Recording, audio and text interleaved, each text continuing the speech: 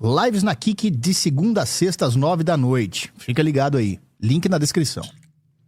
Eu acho que vai ressoar com muitos de vocês. Veja, essa live não é somente zoeira. Essa live não é só porcalhadas e porcarias. Essa live ela tem o intuito também de te ajudar em algum ponto, de algum jeito. Esse vídeo é para isso. A pessoa que pensa, mas não age. Dostoiévski e a racionalização. Isso aqui vai falar do puera aeternus. Um termo se eu não me engano, do Jung. Do cara que nunca cresce. Que sempre tem afetos de criança. Vamos ver isso aqui, que isso aqui é importante. O que é que as pessoas mais temem? Um novo passo, uma palavra nova e própria. É isso que elas temem acima de tudo. O dosto no crime e castigo. Muitas pessoas me procuram, buscando terapia, relatando mais ou menos a mesma situação. Elas sabem muitas vezes qual é o problema delas. Elas sabem o que precisa mudar, como devem mudar e o que devem fazer para atingir os resultados tão esperados. Seja na vida profissional, amorosa, familiar ou pessoal. Mas, por algum motivo, elas não conseguem se movimentar, dar o primeiro passo. Sabem o que precisa ser feito, mas não fazem, para depois se remoerem numa angústia ocasionada por essa paralisação. Parece que essa sensação é causada por uma lacuna entre a intenção e o comportamento. Você traça a meta, entende o passo a passo, sente até um entusiasmo honesto, mas na hora H parece que a energia evapora. Isso porque, de fato, há um abismo gigantesco entre... Esse canal aqui é diferente. Não é o slopzão de IA, não. É o canal Ato e Potência. É um bom canal. Tá? Esse aqui é um bom canal. Eu sou um bom identificador de merdas de ChatGPT. Eu também tenho um asco dessas coisas, mas isso aqui é um bom canal, tá? esses dois componentes. Muita informação se perde no caminho entre o pensamento e a ação. Mas de que modo elas se perdem? No nosso dia a dia, pode ser de diversas maneiras. Nós podemos ser brilhantes em organizar tudo, planejar treinos, estudar planilhas, comprar materiais e elaborar mapas mentais, mas na hora da execução daquilo que planejamos, nós lembramos, entre aspas, de arrumar nossa escrivaninha, ou de responder uma mensagem, ou simplesmente nos contentamos somente com a ideia, sem precisar colocá-la em prática. Essa angústia do não fazer raramente é um problema comportamental. Talvez não seja o seu TDAH ou a sua falta de disciplina. Esse não fazer quase sempre pode ser um fazer outra coisa que te protege de um risco percebido. Ora, se eu não começo, então eu não fracasso. Se eu atraso, então eu posso justificar o resultado com um tempo curto. Se eu espero o momento ideal, então mantenho intacta a fantasia de que, quando eu finalmente começar, será o mais perfeito possível. Tudo isso são processos inconscientes que barram a sua ação de fato. É o que chamamos de ganhos secundários. São benefícios escondidos que tornam a não ação valiosa para o psiquismo. Esses benefícios cumprem a função... O psiquismo, meu filho. Ó, e tem outra coisa também. Às vezes a identidade do cara já se fundamentou no não conseguir. Então, quando ele não consegue estudar direito, quando ele não consegue ter ânimo de ir na academia, quando ele não consegue trabalhar direito, quando ele não consegue chegar numa mulher, quando ele não consegue, ele se sente mal e ele reforça essa identidade de tá vendo, eu não consigo. Então é a identidade que ele pegou pra ele. Ele não se enxerga nessa situação como uma coisa provisória, que ele pode se despir disso e vestir outra coisa melhor do que isso, através de ações, né? Não através de fingimento, mas através de atos concretos. Por quê? Por que isso é uma situação tão desconfortável, o cara não para de fazer? Por que isso é uma coisa que traz constante sofrimento pro cara? Pô, surgiu uma mulher ali, eu podia ter falado com ela, não falei. Por que quando isso acontece, o cara sofre, mas mesmo assim ele não para de fazer isso? Porque mesmo sendo ruim, mesmo sendo sofrido, é um sofrimento conhecido. E o ego se importa mais com coisas que são conhecidas, em ficar nas coisas que são familiares, do que ir para uma coisa nova e não explorada que pode dar certo e pode dar errado. É melhor para esse cara, não literalmente melhor, mas ele acha que é melhor, na opinião dele, o erro garantido, o não garantido do que o talvez. Porque o não, pelo menos, é um ambiente familiar, conhecido, que ele não tem medo, que ele já meio que domina, ele já entende como é que é essa coisa do não fazer e depois se frustrar e ficar reclamando consigo mesmo. Isso é foda. Tem muitos caras que têm uma identidade já formada ao redor do não fazer, do não conseguir, do se lamentar. O cara gosta, no fundo disso. função de preservar a autoestima, de evitar a vergonha Que é o It's Over, né? É o It's Over da Silva, basicamente. e manter a identidade atual sem ameaças. E é nesse cenário que surge um mecanismo de defesa chamado de racionalização. Ela constrói narrativas plausíveis que aliviam a culpa daquele não fazer. Meu senso de identidade é uma merda, é uma verdadeira... Alguém mandou alguma coisa? Itubaina Brazers mandou R$10. Olha essa entrevista, o Tupiramni é mais inteligente do que eu imaginei. Boa. Talvez seja que a gente viu ontem, a entrevista dele lá na igreja dele. Falando que ele é o Elias. Talvez seja essa, mas enfim. Vou dar uma olhada depois. E ao mesmo tempo legitimam a nossa inércia. Ah, o cara perguntou ali, meu senso de identidade é uma verdadeira merda, tem como mudar isso? Cara, eu acho que a questão aqui não é nem tentar mudar isso. É só você descobrir que por trás dessa identidade provisória, que você não nasceu com ela foi uma identidade aprendida, tem uma outra identidade. Que é mais essencial, que é mais você mesmo, que é mais você, Dona Maria Braga. Que é mais real, que é mais verdadeira, que é mais essencial. Enquanto você não se entender assim no mundo, essa identidade provisória vai ser o que vai tomar suas decisões. A partir do momento que você entendeu quem é você mesmo, o que é a sua identidade, um espírito, e tem uma interface entre esse espírito e o mundo, que é a sua identidade provisória, sua autoimagem, aí sim você vai começar a conseguir escutar essas sugestões de, não faz não que vai dar errado, não faz não porque não sei o quê, nunca dá certo. Você vai conseguir escutar essas coisas como sugestões e não fazer, e discordar delas, e ter uma resposta à altura. Uma resposta mais consciente, de negar, porque a deliberação do ato sempre é tua, né? Por mais que tua cabeça esteja cheia de merda, não vai não, que não vai dar certo. Nem vou tentar que vai ser ruim. Eu nem vou não sei o que nunca vai dar certo. It's over, acabou, tá não sei o que. Meio que tá tudo bem você ter essas coisas na cabeça. Não dá pra... Essas coisas não se consertam assim do nada e depois você vira um cara muito foda. Você tem que começar a fazer as coisas que são certas independentemente desses falatórios na sua cabeça. Inércia. A racionalização pode aparecer em frases mentais como eu só funciono sob pressão, a rotina mata o meu talento. Sem a ferramenta certa, não vale a pena. Antes, eu preciso estudar tudo sobre o assunto. Eu funciono diferente. Se eu realmente quisesse, eu faria. Sem tempo, sem dinheiro e por aí vai. Esses pensamentos podem até ter um fundo de verdade, mas são muitas vezes usados fora de contexto. É o cope. O ego prefere ter uma razão bonita do que suportar um afeto difícil. Para dar um fundamento teórico a tudo isso, esse sentimento de impotência diante do que precisa ser feito é descrito pelo psicólogo Carl Rogers como incongruência. A incongruência é a exata inadequação entre a experiência real e a imagem condicionada de quem você deveria ser para merecer valor. Se a sua experiência real, que pode ser aquilo que você está sentindo, querendo ou suportando no momento, for de medo, insegurança ou... Mandaram um superchat aqui, ó. O Liu Carl. Boa noite, meu consagrado. A noite está consagrada? Queria saber, meu lindo, se tu já assistiu o Iceberg do Racismo. Existe isso? Se não, quanto pra assistir? Tem um re-upload no canal Blood Night. Só manda o link aí, por favor, no chat. Você já mandou 10 pila. Não precisa mandar mais nada, não. Ou vergonha, mas a imagem condicionada for a de ser perfeito em tudo que você faz, não falhar... Mas Iceberg do Racismo. Tem iceberg de tudo agora também, né? Pelo amor de Deus. Nunca ou ser bem visto pelos outros, você vai empurrar cada vez mais a si mesmo para um lugar inatingível. E por medo de não corresponder a essa imagem condicionada, você decide não agir, consciente ou inconscientemente, racionalizando então as coisas. A incongruência cria um ruído constante entre o corpo e os pensamentos. O organismo, que é como Carl Rogers chama a experiência total de um indivíduo, ele envia sinais legítimos de ansiedade para o nosso corpo antes de nos expormos a alguma situação, por exemplo. Em outras situações, ele pode enviar um sinal de cansaço real, ou, em outros casos, uma vontade real para começar alguma coisa dando um pequeno passo de cada vez. Só que, dada a É a mente do Betinha, né?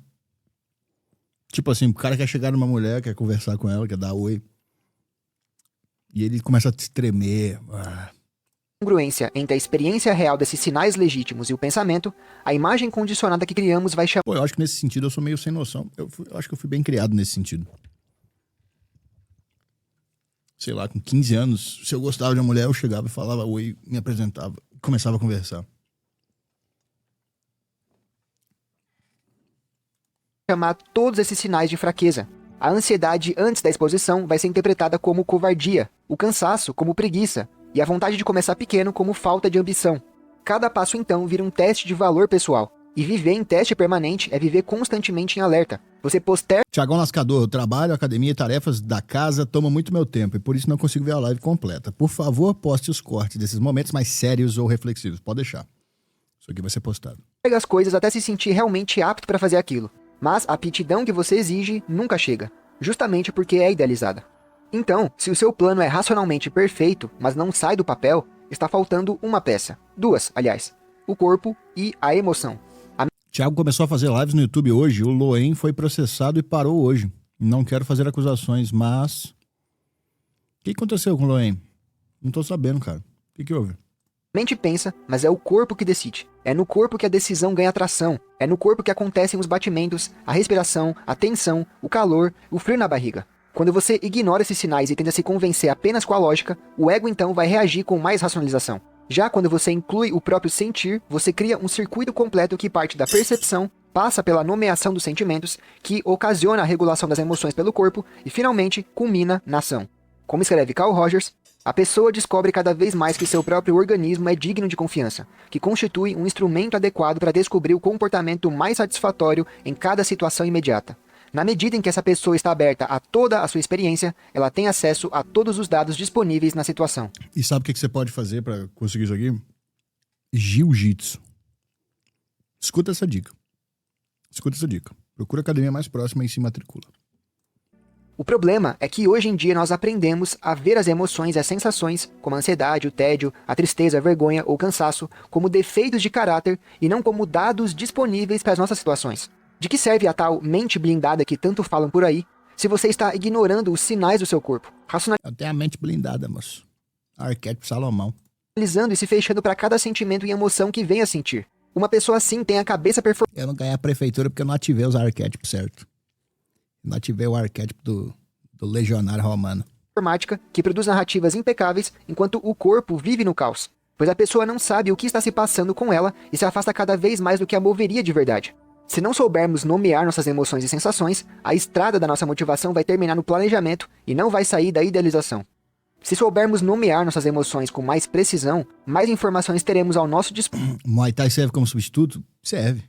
Qualquer coisa que é altamente competitiva, cara. Mas tu tem que entrar com a mente certa também, né? De ganhar, né? Tu não tá ali pra fazer amiguinho. Os amigos vão aparecer, você vai fazer amigos na academia. Mas a tua motivação durante o sparring ali, por exemplo, né, na porrada, tem que ser vencer o cara. Quando eu treinava, quando eu era moleque, eu gostava de fazer isso, cara. Eu percebia que um cara mais velho que eu, mais forte que eu, mais graduado que eu, tava pegando meio leve comigo. E eu... Thorin Rocarola mandou R$5. Vídeo do vinheteiro sobre trabalhar como músico. Boa, Thorin Rocarola. Aí eu percebi que o cara tava pegando meio leve. E aí eu ia lá e dava um rompante de força pro cara se sentir meio ameaçado, assim. Quem esse moleque acha que é pra fazer isso? Aí o cara meio que dava uma apelada comigo. E aí começava a lutar de verdade. Eu falei, pô, agora sim. Agora eu estou aprendendo. Então é meio que isso. Vai fazer luta, tem que ir com o espírito competitivo mesmo. Só vencer interessa. Enquanto você tá treinando ali, lutando e tal. Só vencer importa. Para saber por que a ação está paralisada. A maioria de nós usa rótulos amplos que não orientam a ação, Chegar peitando o professor? Não, aí não, né? Aí você vai apanhar à toa só. como ansiedade e preguiça. Mas se tudo for ansiedade ou preguiça, nada também será ansiedade e preguiça. Se, em vez de ansiedade, que é muito amplo, você detectar uma apreensão, que é mais local e controlado, isso significa que você deve parar e respirar fundo por uns 30 a 90 segundos antes de iniciar o que está te deixando apreensivo. Se for uma agitação sem um foco preciso, isso requer que você se movimente e solte seus músculos por uns 30 segundos antes de se sentar e começar a sua tarefa. Ou seja, nomeando corretamente o que você... Bosquinha mandou R$10. Olha aí a rapaziada do Paternidade Sem Frescura. Mais uma recomendação privada do que pra reagir em live. Não sei, dar pra reagir 1 hora ou menos só de conversa? Seria interessante ver esses caras, claro tô falando dos Zinho também, mas incluindo o Jimmy, não pauta. Boa, Cosquinha. Cosquinha está nas minhas lives desde 2020, quando eu fazia na Twitch. Que canal é esse? Esse é o canal Ato e Potência, tá? você está sentindo, a razão vai saber o que precisa ser feito para iniciar a ação correta. A racionalização faz o oposto disso. Quanto mais coerente a história para adiar ou legitimar algo que está sendo evitado, mais distante você fica do que sente. Só que não podemos permanecer muito longe daquilo que sentimos. E para ilustrar isso, vamos usar como exemplo o maior racionalizador da literatura mundial, Raskolnikov, personagem do romance Crime e Castigo de Dostoiévski. Raskolnikov é um ex-estudante pobre de São Petersburgo que elabora uma teoria para apaziguar os seus sentimentos de miséria, medo e humilhação durante a vida. A teoria de que existem certos homens extraordinários que teriam o direito de transgredir a lei em nome de um bem maior. Vale a pena a gente ler na íntegra a sua ideia. Olha só o que ele fala. É só na minha ideia central que eu acredito. Ela consiste precisamente em que os indivíduos, por lei da natureza, dividem-se geralmente em duas categorias. Uma inferior, a dos ordinários, isto é, por assim dizer, o material que serve unicamente para criar seus semelhantes. E propriamente os indivíduos, ou seja, os dotados de dom ou talento para dizer em seu meio a palavra nova. Aqui as subdivisões, naturalmente, são infinitas, mas os traços que distinguem ambas as categorias são bastante nítidos. Em linhas gerais, formam a primeira categoria, ou seja, o material, as pessoas conservadoras por natureza, corretas, que vivem na obediência e gostam de ser obedientes. A meu ver, elas são obrigadas a ser obedientes porque esse é o seu destino. E nisso não há decididamente nada de humilhante para elas. Formam a segunda categoria todos os que infringem a lei, os destruidores ou inclinados a isso, a julgar por suas capacidades. Os crimes desses indivíduos, naturalmente, são relativos e muito diversos. Em sua maioria, eles exigem, em declarações bastante variadas, a destruição do presente em nome de algo melhor. Mas se um deles, para realizar sua ideia, precisa passar por cima, ainda que seja de um cadáver, de sangue, a meu ver, ele pode se permitir, no seu interior, na sua consciência, passar por cima do sangue. Todavia, conforme a ideia e suas dimensões. Observe isso. Então, para testar a sua ideia e aliviar os seus sentimentos de miséria, ele assassina uma velha usurária e acidentalmente a sua meia-irmã, que são pessoas das quais ele não considerava importantes para os outros ou para a sociedade. Note aqui todo o desenho psíquico de Raskolnikov. Ele eleva o argumento a uma altura onde a emoção não consegue alcançar. A velha usurária deixa de ser uma pessoa e vira um símbolo. O ato deixa de ser um crime e vira um experimento. É assim que a racionalização opera. Ela desumaniza o objeto e anestesia o sujeito para legitimar alguma insatisfação. Depois do crime, a razão que Raskolnikov convenceu começa então a desabar. A lógica já não dá mais conta do real. Ele tem febre, delírios e crise de pânico. Ele vive entre o orgulho e a culpa e passa a oscilar entre a confissão e a fuga. A racionalização de Raskolnikov teve os seus ganhos secundários no início. Ou seja, ao se autoproclamar como extraordinário, ele protege a autoestima ferida pela miséria e pelo fracasso estudantil. Ao transformar a vítima numa parasita social, ele se autoriza a agir sem compaixão. Ao chamar o assassinato de teste filosófico, ele se distancia da própria violência. Tudo isso para não entrar em contato com seus sentimentos de insignificância e impotência perante o mundo. Mas depois de algum tempo, as emoções não podem mais ser reprimidas e elas retornam de maneira avassaladora. Então, no meio do seu colapso, surge Sônia, uma jovem prostituta, humilde e compassiva, que se torna o contraponto moral e afetivo de Raskolnikov. É ela que o encoraja a admitir o seu crime e aceitar a responsabilidade pelos seus atos. E após longas resistências, Raskolnikov confessa o seu crime e é condenado a trabalhos forçados na Sibéria. Sônia representa a possibilidade de redenção pela verdade, pelo amor e pelo sofrimento assumido. Raskolnikov não encontra a paz quando ele se explica melhor, mas ele só muda quando cessa a guerra contra a emoção. Depois do crime, a lógica não dá mais conta do real. E o gesto simbólico que une o corpo e o pensamento, o coração e a cabeça, é quando Raskolnikov, por sugestão de Sônia, se ajoelha numa praça e beija o chão. É aqui que Raskolnikov sai do pedestal da sua racionalização e visita o mundo ordinário, que ele tanto desprezava, mas que também é o mundo da ação e do contato com a comunidade e com o corpo. Olha aí, vários jovens nessa, né? Vários jovens que eu conheço, inclusive assinantes do site e pacientes e alunos da minha mentoria, vários jovens estão nesse estado de uma ilusão de superioridade, cara. Isso causa muitas merdas. Quando estoura, né, as emoções ali, tu tem alguma merda ali. Na psicologia analítica, pode-se dizer que Raskolnikov é o puro logos, o componente universal da razão e da palavra. Sônia é o eros, o componente universal do vínculo, da compaixão. Todo jovem se sente meio superior, bastante superior. Seja pelo gosto musical, gosto intelectual, seja por qualquer coisa, que a família dele é rica, sei lá. O jovem, geralmente, ele tem essa ilusão, né? E isso é quebrado em algum momento, quando o cara vira adulto, o cara tem que trabalhar, tem que ir pra faculdade, igual todo mundo, fazer trabalho, né? Ganhar pouco, pegar busão, isso vai sendo quebrado. Tem uns caras que não conseguem fazer essa quebra. E eles começam a arrumar outras coisas pra sustentar essa ilusão. E aí tudo que o cara não faz é estudar e ficar bom em alguma coisa e trabalhar. Ele vai pra legião estrangeira, Aí ele vai e começa a se encher de tatuagem, aí bota um cabelinho grande, ele vai tendo golpes ali de grandiosidade pra conseguir copar com a sensação de superioridade dele. Tudo menos ficar foda e trabalhar e ir pro mundo ordinário, em que você tem que sentar o rabo e ficar bom em alguma coisa e se esforçar, e que é uma merda, é entediante, é sofrido, tu é humilhado, acontece, entendeu? E às vezes o cara fica com 30 anos de idade e tá nessa ainda. 40 anos de idade o cara tá nessa ainda. Paixão e do cuidado. Um logo sem Eros se torna frio E muitos caras usam até religião, cara. Sabe o José Católico da Silva, que usa o catolicismo como martelo que ele bate na cabeça das pessoas? É, porque isso aí é um herege, sei lá, fica aí, tipo, enfim, tristeza. e racionalizante. Mas, por outro lado, um Eros sem logo se torna sentimental e histérico. Seria o Xandão, super-homem do Nietzsche? Não, acho que o Xandão é exatamente isso aqui. O cara que ele não é muito bom em nada, tá ligado? Fazendo live, gritando e jogando. Ele não é realmente bom em nada. Ele só tem uma sensação de que ele é muito melhor do que todo mundo. Você foi assim até quantos anos, Thiago? Ou nunca foi? Ah, já fui. Talvez até pouco tempo atrás. Talvez eu seja um pouco ainda. Acho que você não perde isso 100% não. Em algum lugar da cabeça, acho que todo mundo se acha muito arauto da sabedoria, da moral. No fundo, mesmo que você melhore bastante, no fundo, acho que tem isso aí. Ambos se complementam. Sabedoria sem amor corre o risco enorme de se tornar uma tirania.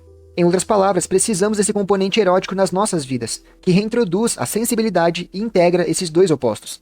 No fim, o caminho de volta passa pelo corpo, pela realidade do outro e por um ato que você pode executar no aqui e agora. A racionalização costuma usar palavras bonitas justamente para você não sentir o aperto de começar. Por isso, algo que pode ser feito é trazer o corpo para a equação. Então, antes de começar uma tarefa, por exemplo, feche os olhos por 20 segundos e faça um escaneamento rápido do seu corpo.